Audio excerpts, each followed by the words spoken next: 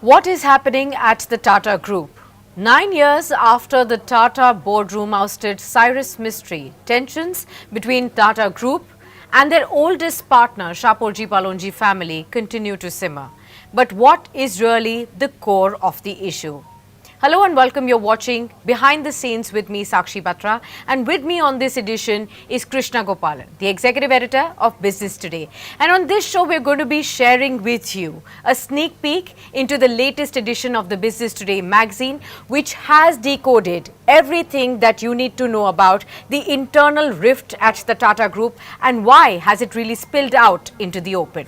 Warm welcome to you, Krishna. Thank you so much for joining us on this very critical edition as well. A lot of our viewers are still pondering their heads over and trying to find out what really is happening at the Tata Group, why suddenly we have a lot of headlines flourishing week on week, and what really is happening, what will happen going forward from here. And to start off by understanding, at the very core is what I wanted to start off with is Tata Group's oldest partner, Shapoorji Pallonji Group, which has recently called for the public listing of Tata Sons. That's the holding company of the entire Tata Group, which has about 30 companies. Now, why I want to ask you this is that a lot of our viewers would want to know is why is Shapoorji Pallonji interested in getting a public listing done of Tata Sons, and more importantly, why now? Hi, Sakshi. Good afternoon. Nice to be here. I'm just going to outline a few facts for clarity here. Sure. The Shapoorji Pallonji Group, the family rather, they own about 18.4% in Tata Sons. Tata Sons is an unlisted entity and is a holding company for the conglomerate, Salt to Software, as most people would like to call it. Fundamentally, the 18.4% stake, the first part of it got kicked off in 1936 when they picked up a 12.5% and steadily increased it over time, most evidently through the rights issue of Tata Sons in the mid 1990s. So the 18.4% stake is they are holding today as we speak. The family historically did have a board presence at Tata Sons as well, which is not the case anymore. I'm just going to cut to the present for a moment. The Shapoorji Pallonji Group, whose primary business is around real estate, logistics, and shipping, has actually run up a mountain of debt, and which is where the situation has got extremely tricky. Most conservative estimates seem to suggest that the value of the 18.4% holding of the Mistry family in Tata Sons could be in the range of 3 lakh crores. But that said, it's only an estimation since Tata Sons is not listed. This is broadly the speculation as far as valuation is concerned. Which is so when you compare that to the fact these guys are loaded on the balance sheet with the high levels of debt and a big ticket repayment coming up later this year, the need to raise liquidity at any cost becomes super paramount. They've done a couple of things in the last few years. They've sold their Sterling and Wilson business to Reliance. They also they divested their Eureka Forbes business, the company which is known for businesses like vacuum cleaners and water purifiers, namely AquaGuard and the latter. That was picked up by Advent, the private equity giant. But however, that said, none of that has been enough to deleverage the balance sheet, which is where the whole issues got tricky. Now, with the repayment schedule coming up, as I mentioned in December, which is about $1.5 billion or close to 15,000 crores, the issue starts to get very tricky. It's a demand which the Shapoorji Pallonji family has been making for some time to get the company listed, but everything has got aggravated or complicated or worsened simply because of a serious debt repayment schedule that's coming up. And this is really the genesis of the problem as far as the listing of Tata Sons' listing is concerned. Tata Group not keen on this? Why? What is the reservation that they would have? I must break it down again. The right of first refusal, or ROFR as it's commonly called, will need to go back to the board of Tata Sons for approval. So if Shapoorji Pallonji wants a listing of Tata Sons, they're well within the rights to do it, but it'll have to be ratified by the Tata Sons board. Now, where the whole issue gets complicated is Tata Sons is privately held. So typically, there's no market determined price for the stock, nor is an obligation for directors to really kind of sit on a particular decision or take a decision at haste. So it's completely left. The board, therefore, lands up with a disproportionate sense of power as far as any private limited company is concerned, and Tata Sons is no exception. Now, the point is, if it's commonly believed that if it goes to the board of Tata Sons, they're not in favor of getting the company listed at all because straight away it comes under the regulatory mechanism, something they'd rather not do because they've been most comfortable keeping it unlisted and funding investments in group projects so far. So we have two different schools of thought here where the company which is under stress, namely Shapoorji Pallonji Group as a whole, and I must take time to mention a particular number here, the consolidated debt on the balance sheet for the group is to the tune of 60,000 crores. And about 15,000 and 16,000 crores comes up for repayment this December. And the other school of thought is the fact that the Tata Sons board is not keen on listing. So we're really kind of caught between a devil and a deep sea. What is the role of the Tata Trust in all of this? And could you help us understand when it comes to the entire board as nominees as well? How are you looking at the entire aspect? It's very clear. Two-thirds or close to two-thirds of the holding in Tata Sons is held by the trust. About half a dozen of them, but two trusts in particular, which is Dorabji Tata Trust and Sir Ratan Tata Trust, controls about half of it. And the other trust put together has about 65 to 66%. Add the 18% that the Mistry family owns, you're at about 84. And then you have the other Tata Group companies and a couple of individuals that make up the other 15 to 16%. The trust will nominate or has the power to nominate one-third of the board composition of Tata Sons. Tata Sons' board right now has 9 members. One-third or 3 will have to come from Tata Trust. So every position, therefore, has to be rooted through Tata Trust by virtue of it holding a two-third stake in Tata Sons and the fact that it can nominate one-third of the board members. So every investment that takes place through Tata Sons into group companies, be it unlisted or listed, will have to pass muster with Tata Trust. So Tata, and again, the interesting part is these are charitable institutions.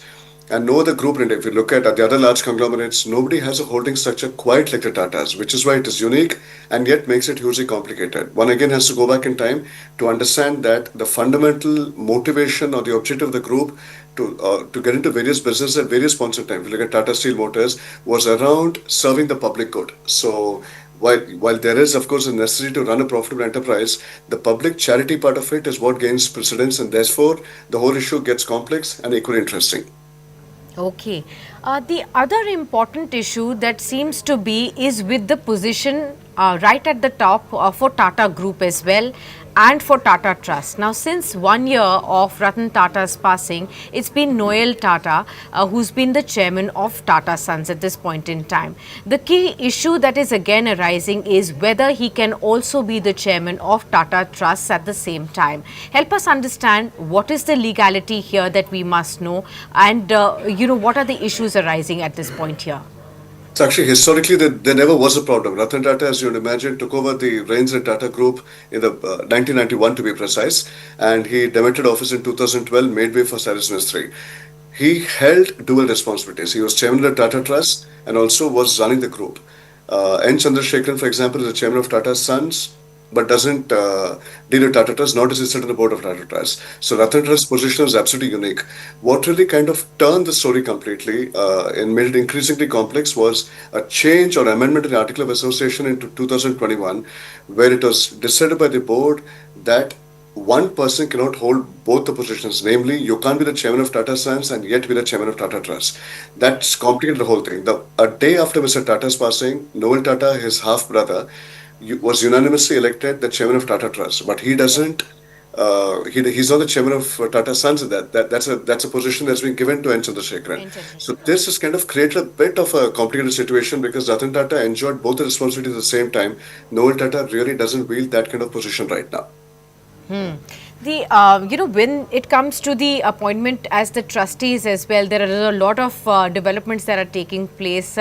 Just a few days back, we heard that Venu Srinivasan was reappointed, at the Tata Trust as well and for life. What does that mean now? And now all eyes are on just in the next few days when we will be looking at Meli Mistry as well, whose reappointment comes up as well. So how are you looking at all those developments now?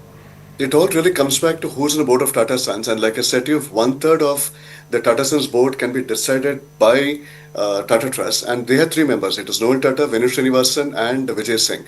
The genesis of this entire issue started off with Vijay Singh stepping down as the director of the board of Tata Sons sometime in September. And the moment that happened, it seemed pretty apparent that there's something amiss as far as Tata Trust was concerned, because the whole dispute or the whole lack of resolution within the trustees came out to the open. Now, with Mr. Srinivasan getting on to the board, getting on as a lifetime trustee, the equation now takes a very interesting turn. Noel Tata, of course, will be there. The question is who's going to replace Vijay Singh? Because it's not just a question of being the vice chairman of Tata Trust, that person also becomes the nominee of the Tata Trust onto the board of Tata Sons. And Meli Mistry was a person who got onto both the key trusts, by the way. You're speaking of Dorabji Tata Trust and Ratan Tata Trust way back in 2022. So the stage is now set because the composition of Tata Trust is going to change. And like I said, if two of the key trusts own half of Tata Sons and the others put together own about 16%, it gets extremely difficult now, because who's going to get on board of Tata Sons, how much of information therefore is going to be shared with the Tata Sons board with Tata Trust. I'm bringing that point up deliberately because that was a bone of contention, because the trustees seemed to suggest that there was a lack of communication on that front. So now with a new look board, a new constitution, and the fact that Mr. Tata is not with us anymore, really kind of alters the equation in more ways than one.